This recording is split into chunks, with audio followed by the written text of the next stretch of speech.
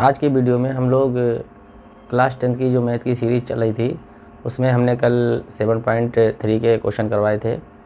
7.3 के 4 क्वेश्चन हो चुके हैं और जो है कल 3 क्वेश्चन हुए थे।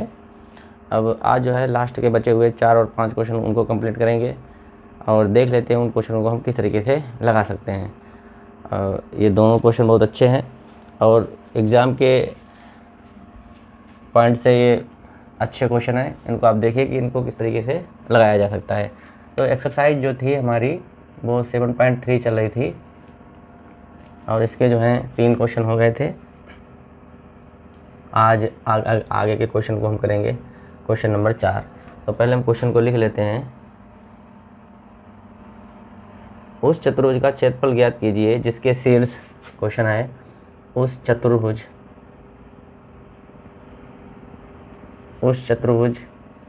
का क्षेत्रफल ज्ञात करो जिसके शीर्ष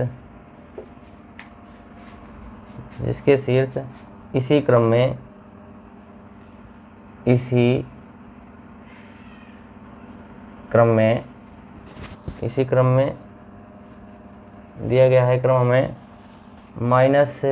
-4 और 2, -4 और -2, -3 -5, -3 -5, 3 और -2, 3 और -2 और 2 3 और 2 और 3। एक बार चेक कर लें। 4 -2, -4 -2, -3 -5 और 3 -2 और 2 और 3 है। एक कोई चतुर्भुज है जिसके ये 4 शीर्ष दिए गए हैं। ठीक, अब इन 4 शीर्षों से बनने वाला जो चतुर्भुज होगा उसका हमें क्षेत्रफल निकालना है। ये जो दिया गया है हमें उसका निकालना है क्षेत्रफल। ठीक, तो सबसे पहले हम एक चतुर्भुज बना लेते हैं किसी तरीके का। ये रहा है।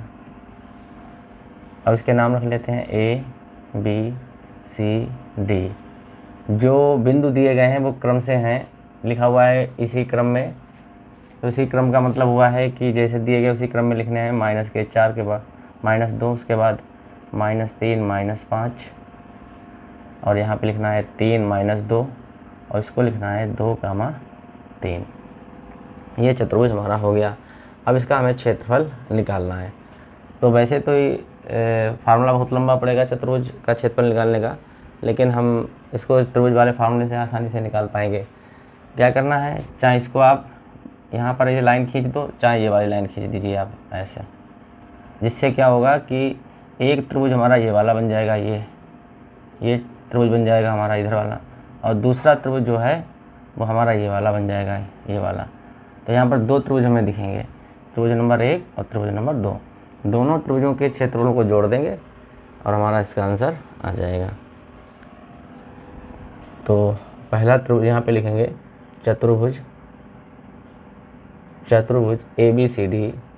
ABCD का क्षेत्रफल बराबर होगा 2 त्रिभुजों के। कौन कौन से त्रिभुज हैं? त्रिभुज ABD का क्षेत्रफल होगा प्लस त्रिभुज कौन सा होगा? BCD का क्षेत्रफल। इन दोनों क्षेत्रफलों को जोड़ देंगे तो हमारा जो है ये चतुर्भुज का क्षेत्रफल यहाँ पर निकल आएगा। तो त्रिभुज का क्षेत्रफल का फार्मूला तो हमें मालूम ही है। तो त्रिभुज का क्षेत्रफल का फार्मूला हम लगाएंगे यहाँ पर। सबसे पहले यहाँ पे लिख लीजिए 1/2 x1 y - y, x2 y - y, x3 y - y। ये जो हो जाएगा ये पहला हमारा ABD का क्षेत्रफल हो जाएगा। ठीक, तो उसके बाद यहाँ पे निकालेंगे दूसरा त्रिभुज। तो दूसरा त्रिभुज जो है बाद में निकाल लेंगे, पहले हम निकाल लेते हैं त्रिभुज ABD का क्षेत्रफल। ठीक, दोनों के क्षेत्रफल निकाल कर यहाँ रख देंगे, यहाँ और जोड़ देंगे तो हमारे इनके क्षेत्रफल चतुर्भुज का जो क्षेत्रफल है वो हमारा निकल आएगा। क्रम से इनको x1 और y1 मान लीजिए। ताकि इस फार्मूले में हम रख पाएँ। ये फार्मूला इसीलिए लिखा हुआ है x2 और y2, और ये है x3 और y3। तो हम देख लेते हैं। और ये हमने कल बताया था, हमने इसका फार्मूला कल आप लोगों को बताया था कि इसको हम किस तरीके से लिख सकते हैं। तो ये होता है 23, 31, 12। ये फार्मूला हमने कल आप लोगों को करवा दिया था। और इस क्वेश्चन में केवल और केवल क्षेत्रफल के बारे में ही बोला गया है, और क्षेत्रफल के अलावा और इसमें किसी के बारे में नहीं बोला गया है, और इसमें कुछ है ही नहीं। क्वेश्चन में इतना ही दिया गया है। ये सोच रहे थे हो सकता है इसका कोई पार्ट हो, तो पार्ट उसमें है ही नहीं। तो खैर कोई बात नहीं, क्षेत्रफल ही निकाल देते हैं। तो 1/2 ऐसे रहने दो। x1 की वैल्यू देख लो क्या है, x1 की है -4। y2 की वैल्यू आप देखो, y2 ये रहा -5, माइनस y3 का मतलब है हमारा y3 ये रहा 3 हो जाएगा, प्लस x2 फिर चेक करो, x2 है हमारा -3, यहाँ -3 लिख दो। इस x2 की जगह पर ब्रैकेट लगाओ। y3 है, y3 का मतलब है हमारा 3 है, माइनस y1 का मतलब -2। एक तो माइनस इसके पास है, एक इसके पास है, अब एक ये पहले से यहाँ पर है, प्लस x3 का मतलब ढूंढ लीजिए। x3 कितना है हमारा, x3 ये रहा, x3 हमारा 2 है, 2 हो गया। ब्रैकेट के अंदर y1 हमारा -2 है, तो -2 लिख देंगे। माइनस लगा दो, फिर है y2 का मतलब है हमारा -5, तो ब्रैकेट में -5। ठीक है, ये इस तरीके से आप लिख लो तो आसानी रहेगी। तो ये 1/2 हो जाएगा, -4, -5 और -3, तो -8 हो जाएंगे। ये गुणा नहीं है। अगर -5 के साथ -3 की गुणा करेंगे तो 5 या 15 हमारे प्लस के आएंगे, लेकिन अगर माइनस को 5 माइनस के साथ अगर जोड़े तो -8 बनेंगे, और 5 + 3 जोड़ेंगे तो ये +8 बनेंगे। देखो दोनों प्लस के हैं इसलिए +8 बने, दोनों माइनस के हैं इसलिए -8 बने हैं, और दोनों गुणा में है तो ये प्लस आया है। अगर एक प्लस दूसरा माइनस होता तो ये घट जाता, -2 बनते हैं। तो इस तरीके से ये नॉर्मल कैलकुलेशन है, आप इसको याद रखिए, देख लेना। इसको लिख दिया है हमने। उसके बाद ये प्लस और माइनस यहाँ माइनस हो जाएगा, और ये 3 है, माइनस यहाँ प्लस हो जाएगा। तो ये यहाँ पर इतना बन गया है, +2, ये हो जाएगा -2, माइनस से प्लस के 5 हो जाएंगे, 1/2 माइनस। अब देखिए गुणा है, माइनस प्लस बन जाएगा, 8 और 4 के 8 चक्कू 32, और -3 अब अंदर हो जाएगा, 3 और 2 5, +2, 5 में से 2 जाएंगे तो 3 बचेंगे, क्योंकि 5 बड़े हैं इसलिए प्लस की गिनती बचेगी। तो ये 1/2 हो जाएगा, ये होगा 32, 5 या 15 हो जाएगा, और 3 दूनी 6 हो जाएगा। तो ये हो जाएगा, कैलकुलेशन आप देख लेना। तो 32 और 6 38 हो जाएंगे, 32 और 6 38, और -15। तो यहाँ पे बनेगा 1/2, तो 3 और 2 23 हो जाएगा। मतलब ये बना है 23/2 वर्ग इकाई। ये इधर वाले साइड का क्षेत्रफल है हमारा। ABD का क्षेत्रफल हमारा जो आया है वो दिया गया है, कितना है, 23/2 आया है। ठीक है,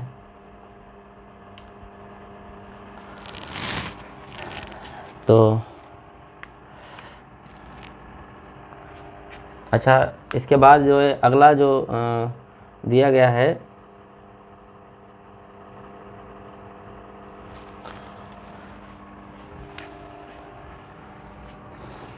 और यहाँ पर जो है इसका जो आया है वो 23/2 आया है।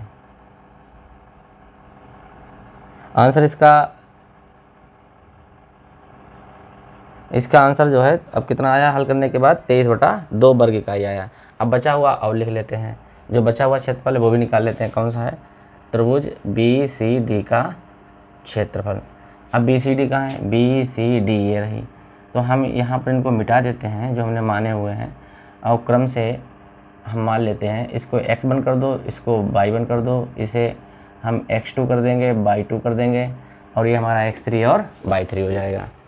ठीक है, तो पहले हमने नीचे वाले का क्षेत्रफल निकाला है, बाद में हमने ऊपर वाले का निकाल लेंगे। तो फार्मूला हमारा वही काम करेगा, 1/2 x1 y minus y, x2 y minus y, x3 y minus y। उसके बाद ये हो जाएगा हमारा 1/2, यहाँ पर 23, 31 और 12, वो नंबर आप अपना याद रखिए उसको। ठीक है। अब x1 की वैल्यू आप देख लीजिए कितनी है, -3 लिख दो। y2 की वैल्यू यहाँ से ढूंढो, y2 इस बार -2 है।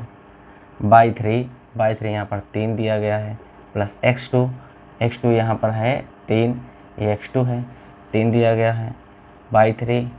y3 हमारा यहाँ पे 3 दिया गया है, माइनस y1 यहाँ -5 दिए गए हैं, ठीक है, प्लस x3 आप देख लीजिए, x3 यहाँ पर 2 दिया गया है। y1 यहाँ पे देखिए, y1 ये रहा, -5 है यहाँ पर, और माइनस y2 यहाँ पर ये देख लीजिए कितना, -2 है, तो -2 ब्रैकेट में लिख देंगे। अब इसको सिंपली हल कर लेंगे हम। -3, ये प्लस माइनस को देख के घबराने की जरूरत नहीं है, 2 माइनस के हैं तो प्लस बना दीजिए, और एक प्लस माइनस है तो माइनस बना दीजिए। तो यहाँ पर -3 है, अब जब जुड़ने वाले हैं तो ये जुड़ जाएंगे आपस में, तो माइनस के हैं, ये जुड़ने वाले, गुणा होती है तो प्लस हो जाता है, लेकिन ये जुड़ रहे हैं तो -5 हो जाएंगे, 2 और 3 5, प्लस 3, ये 3 हो जाएगा, माइनस से प्लस का 5 हो जाएगा, प्लस का 2 ये है, माइनस का 5, तो ये हो जाएगा -5, माइनस प्लस के ये 2 हो जाएंगे, ब्रैकेट बंद करेंगे, 1/2, इन दोनों की जब गुणा होगी अब ये प्लस हो जाएगा, 5×3 = 15, प्लस का लिखा जाएगा, +3, 5 और 3 कितने हो जाएंगे हमारे, 8 हो जाएंगे, प्लस के 2, यहाँ पर 5 में से 2 जाएंगे तो -3 बचेंगे, तो ये हो जाएंगे 1/2 15, प्लस 8×3 = 24, और 3 दूनी 6 हो जाएंगे, ठीक है। इनको जब हम जोड़ते हैं तो हमारा कितना बनेगा, 9 ये हो जाएगा, 5 4 9 और 3 39, और 6 ये रहे। तो जब हम इसको हल करेंगे एट लास्ट में, ये 39 से मतलब 33 बचेगा अंदर, तो ये हो जाएगा हमारा 33/2 वर्ग इकाई। ये वाला जो है, ये दूसरा वाला जो क्षेत्रफल है इस वाले त्रिभुज का, इसका हमें क्षेत्रफल पता हो गया है, अब इसका भी मालूम हो गया। अब दोनों त्रिभुजों के हमें क्षेत्रफल पता चल गए हैं। अब इन दोनों त्रिभुजों के क्षेत्रफलों को हम जोड़ कर लिख देंगे, और वही क्षेत्रफल हमारा चतुर्भुज ABCD का क्षेत्रफल कहलाएगा। तो आप इसका स्क्रीनशॉट ले लीजिए, उसके बाद हम इसको जो है आंसरों को जोड़ कर लिख देंगे, ठीक है। अब हम इसको जोड़ कर लिख देते हैं मिटाने के बाद।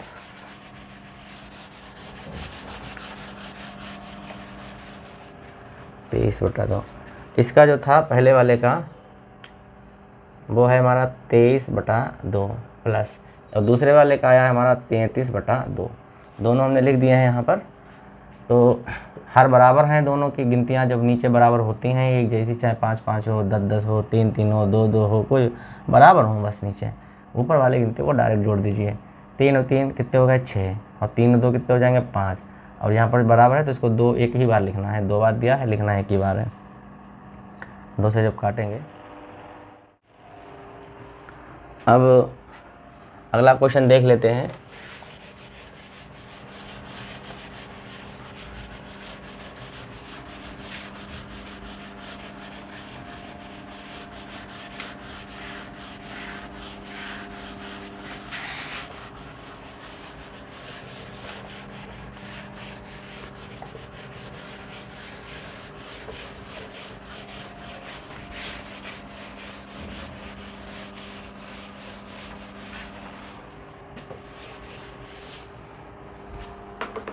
क्वेश्चन नंबर 5 जो है लास्ट क्वेश्चन है।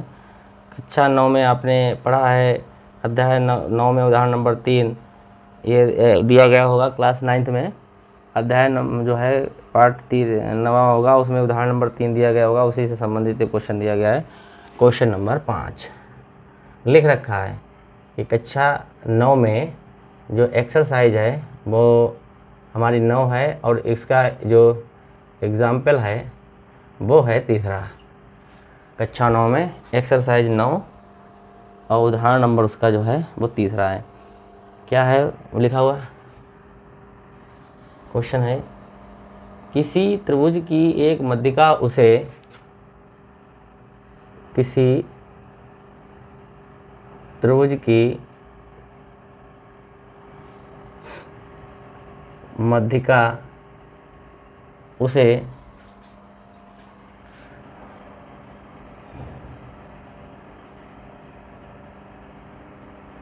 उसे बराबर क्षेत्रफलों वाले दो उसे बराबर, अब ये किसी जो है त्रिभुज की बात हो रही है, किसी त्रिभुज की मध्यिका उसे बराबर क्षेत्रफलों वाले दो त्रिभुजों में विभाजित करती है, उस त्रिभुज ABC के लिए इस परिमाण का सत्यापन करना है जिसके शीर्ष जो हैं ये दिए गए हैं। तो कोई त्रिभुज ऐसा दिया गया है इस तरीके का, मान लो ये त्रिभुज एक है और इसके शीर्ष जो है क्रमशः A, B और C दिए गए हैं।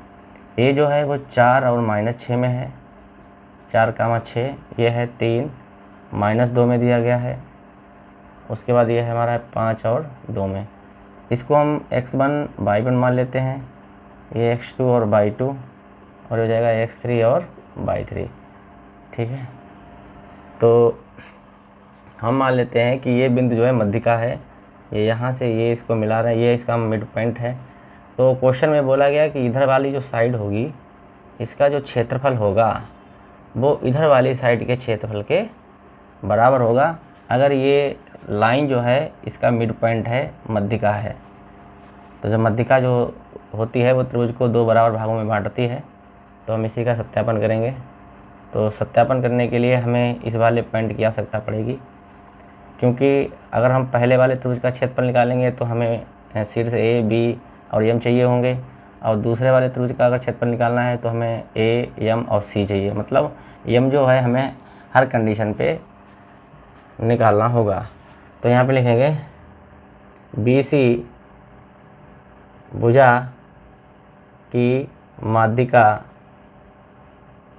के निर्देशांक बराबर, यहाँ पे लिखेंगे मध्यिका मतलब BC के मध्य बिंदु है तो मध्य बिंदु वाला फॉर्मूला लगा देंगे। यहाँ पर क्या होता है x1 + x2/2 और y1 + y2/2। तो यहाँ पर यह फार्मूला हमारा होता है। अब अगर हम थोड़ी देर के लिए ये हम x1 y1 x2 y2 और x3 y3 हम मान लेंगे, लेकिन इसकी मध्यिका निकालने के लिए थोड़े समय के लिए हम यहाँ पर से इनको हटा देते हैं, बाद में लिख लेंगे। इसको हम x1 और y1 मान लें और इसको हम x2 और y2, ताकि इन दोनों वैल्यूओं को हम इस वाले फार्मूले में रख पाएँ। इससे होगा हमारा m का मान आसानी से निकल आएगा, आपको भी समझने में दिक्कत नहीं होगी। x1 और x2 कौन से, x1 मान लो 3 है और x2 क्या है 5 है। ये x1 और x2 जो माने जाते हैं अपने अनुसार आप मान सकते हो और उनको चेंज कर सकते हो, और जैसा जहाँ पे कंडीशन आपको लग रही हो वैसा वहाँ पे चेंज करके अपना क्वेश्चन का आंसर निकाल लीजिए। उसके बाद y1 + y2, y1 है हमारा -2 और y2 है हमारा 2 और बटे में 2, ये 5 और 3 8/2 हो जाएगा, ये 0/2 बनेगा क्योंकि ये कट जाएंगे, ये इससे कटेंगे 4 बार में, तो ये 4,0। हमें मध्यिका के निर्देशांक पता चल गए हैं 4,0। अब जब हमें मध्यिका के निर्देशांक मालूम हो गए हैं तो हम दोनों त्रिभुजों के क्षेत्रफल जो हैं अलग अलग निकालेंगे और दोनों के क्षेत्रफल जो हैं एक समान आएंगे। तो हम देख लेते हैं, यहाँ पर ये बराबर यहाँ लिख देते हैं 4,0। ठीक है, ये हमारी मध्यिका के निर्देशांक आ गए m के। अब यहाँ पर हम दो क्षेत्रफलों को जो है अलग अलग लिख लेते हैं।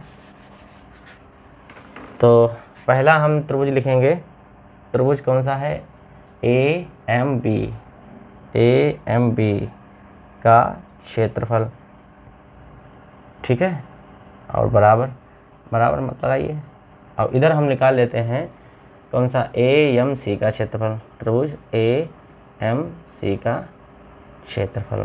ठीक, तो हम यहाँ पर दोनों तरफ जो हैं इनके क्षेत्रफलों को निकाल के देख लेते हैं कि हमारी वैल्यू कितनी आती है। अब फार्मूला जो होता है हमें पता है 1/2, त्रिभुज का क्षेत्रफल जो होता है वो होता है x1 और ये y - y, x2 y - y, x3 y - y, ये होता है। और यहाँ पर वही 23, 31 और 12। ठीक, अब जब हम ये वाला त्रिभुज लेते हैं AMB, तो हम x1 y1 x2 y2 के मान हम क्रम के अनुसार लिख लेंगे। तो इसे आप हटा दीजिए यहाँ से, ताकि हम इन वाले वैल्यूओं को क्रम से रख पाएँ। इनको x1 y1 मान लो, इसको हम x2 और y2 मान लेते हैं और इसको x3 और y3 जब ले लेंगे तब हम त्रिभुज का क्षेत्रफल क्या देखेंगे 1/2। x1 की वैल्यू आप देख लीजिए, ऊपर लिखिए 4 है, y2 की वैल्यू आप देखिए नीचे लिखिए 0 है, y3 की वैल्यू यहाँ पर -2 लिखी है, तो हम ब्रैकेट में -2 लिख देंगे क्योंकि यहाँ पर पहले से ही एक माइनस लिखा हुआ है, प्लस x2 x2 ढूंढ लीजिए, 4 दिया गया है, बाई थ्री माइनस का 2 लिखा हुआ है, और बाई वन ये रहा माइनस के 6, तो ये माइनस का 6 हो जाएगा, ब्रैकेट बंद कर देंगे, प्लस x3 हमारा 3 दिया गया है, बाई वन हमारा फिर से -6 है, और माइनस के बाई टू हमारा 0 दिया गया है। इस तरीके से हमारी वैल्यू कंप्लीट हो गई। अब हम इसको हल करके देख लेते हैं। यहाँ पर ये 4 लिखा हुआ है, माइनस माइनस ये प्लस के यहाँ अंदर 2 हो जाएंगे, 0 चला जाएगा, और यहाँ पे 4 हो जाएंगे, और ये हो गया माइनस के 2, माइनस माइनस प्लस के यहाँ पर 6 हो जाएंगे, प्लस के 3 माइनस 6 बचेगा, और ये 0 यहाँ से हट जाएगा। तो त्रिभुज का क्षेत्रफल 1/2 देख लेते हैं, 4 दूनी 8, और यहाँ प्लस के 4, और 6 में से 2 जाएंगे तो 4 बचेंगे, और 6 तियाँ 18 हो जाएगा। एक बार और लिख लेते हैं, बराबर 1/2, तो ये हो जाएगा 8 प्लस 4 चौकू 16, और माइनस के 18। तो अब इसको हम हल करके देख लेते हैं कितना बनेगा। 1/2 और 16 24 हो जाएंगे, ये हो जाएंगे 24 माइनस के 18। तो जब आप इसको हल करेंगे तो 1/2 बराबर आ जाएगा 24 से 8 जाएंगे तो 6 बचेंगे, और ये 6 ही बचेंगे खाली, ठीक है, और 2 से ये कटेंगे तो आंसर बनेगा 3 वर्ग, और यहाँ पे लिख देंगे हम इकाई। इस तरीके से ये हमारा एक तरफ का क्षेत्रफल आ गया है। इस वाले का जो क्षेत्रफल आया है हमारा, इस वाले का वो आया है हमारा 3 वर्ग इकाई, ठीक है, इसका 3 आया। अब हम दूसरे साइड वाले का निकाल लेते हैं, कौन सा है, ए एम और सी का क्षेत्रफल। तो त्रिभुज बराबर हो जाएगा 1/2, फार्मूला क्या होता है, x1 क्या लिखेंगे, by minus by, x2 by minus by, x3 by minus by. हम त्रिभुज के फार्मूलों को इस बार इसको हम इतने बार इसलिए लिख रहे हैं ताकि ये सभी बच्चों को याद हो जाए, और इसका लिखने का कोई मतलब और नहीं है, हमें तो याद ही है। तो ये हो जाएगा 23, 31 और 12। अब हम क्या करेंगे, जब हम इस वाले क्षेत्रफल को लेंगे तो हम क्रम के अनुसार जो है इसे यहाँ से हटा दीजिए, क्योंकि ये दोनों तो कॉमन है, इसलिए x1/1 को रहने दीजिए, इसको x2/2 रहने दो, क्योंकि यही दोनों बिंदु इस वाले त्रिभुज में भी हैं। इसको यहाँ पर x3 और बाई3 आप कर लीजिए।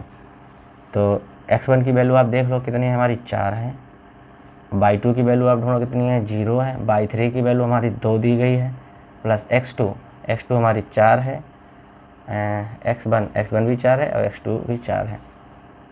तो यहाँ पर बाई3 का यहाँ पर देखिए, यहाँ पर 2 दिया गया है, और बाई वन का यहाँ पर है माइनस का 6, तो माइनस का 6 है, ये हो गया, प्लस के x3 हमारा 5 है, तो ये 5 हो गया, बाई वन हमारा कितना है, माइनस का 6, तो -6 हो गया, माइनस बाई2 ये 0 दिया गया है। एक आप लोगों को हम बात बता देते हैं, कभी कभी हम क्वेश्चन में 4 ऐसे या इस तरीके से बना देते हैं, ये आप इसमें कन्फ्यूजन ना हो, क्योंकि देखिए हमने यहाँ 4 ऐसे बना रखा है, फिर यहाँ बना दिया है, ये दोनों एक तरीके के हैं, वो लिखने की हैबिट है, इसलिए इस तरीके से लिख देते हैं, माने दोनों जाते हैं। तो यहाँ पर डेल्टा बराबर हो जाएगा 1/2, ये हो जाएगा 4 की 2 से 4 दूनी 8 बचेंगे हमारे, और यहाँ पर प्लस के 4, और ये 2 हो जाएंगे 2 प्लस के 6, क्योंकि माइनस माइनस प्लस हो जाएगा, और 5 और माइनस का 6 अंदर बचेगा।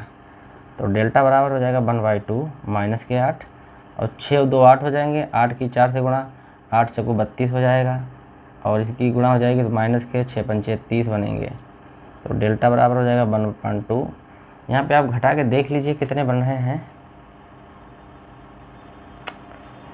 तो यहाँ पर ये 38 बन रहे हैं, माइनस के 38 और प्लस के 32। जब आप इसको घटाएंगे तो यहाँ पर हमारे माइनस के कितने बनेंगे, 6।